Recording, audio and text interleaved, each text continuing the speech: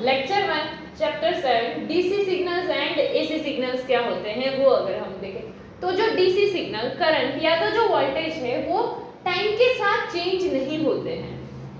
And वो कैसे होते हैं, क्योंकि वो हम ऐसा बोल सकते हैं कि वो यूनी डायरेक्शनल सिग्नल होते हैं, क्योंकि वो टाइम के साथ अपना डायरेक्शन चेंज नहीं कर सकते हैं। जैसे यहाँ पर अगर हम देखें, ठीक है, तो ये ऐसे कांस्टेंट ही है, इसका कोई भी डायरेक्शन जो है वो चेंज नहीं हो रहा है। एंड अगर हमें जो वोल्टेज है उसका जो सोर्स है वो इस तरह से हो कि जो टाइम के साथ चेंज हो रहा है, जैसे कि साइन फंक्शन चेंज होता है, वैसे अगर टाइम के साथ चेंज हो तो फिर उसे हम क्या बोलते हैं, अल्टरनेटिंग वोल्टेज। जैसे कि अगर हम देखें यहाँ पर तो साइन का ग्राफ भी कुछ इस तरह से ही होता है साइन फंक्शन का।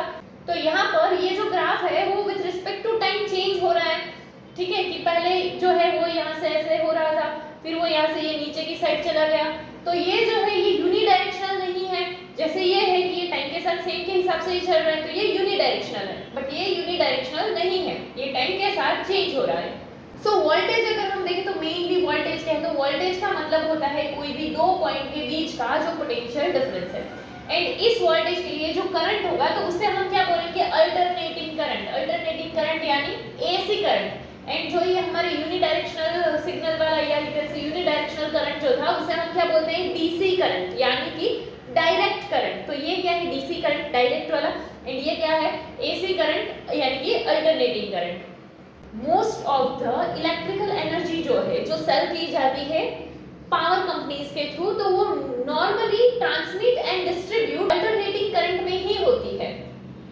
एंड ये जो है कि अल्टरनेटिंग करंट यूज करने का मेन रीजन क्या है, तो इसका एक कि ये जो वोल्टेज है डीसी वोल्टेज की कंपेयर में ये ज्यादा प्रिफरेबल होते हैं एसी वोल्टेज, क्योंकि ये ज्यादा इजीली एंड इफिशिएंटली कन्वर्ट किए जा सकते हैं। वोल्टेज को कन्वर्ट करने के लिए डायरेक्टली ट्रांसफार्मर के थ्रू जो है हम इजीली इसको कन्वर्ट कर सकते हैं। एंड इसमें क्या होगा, तो जो इलेक्ट्रिक एनर्जी जो है वो इकोनॉमिकली एंड लॉन्ग डिस्टेंस में ज्यादा आसानी से ट्रांसफर की जा सकती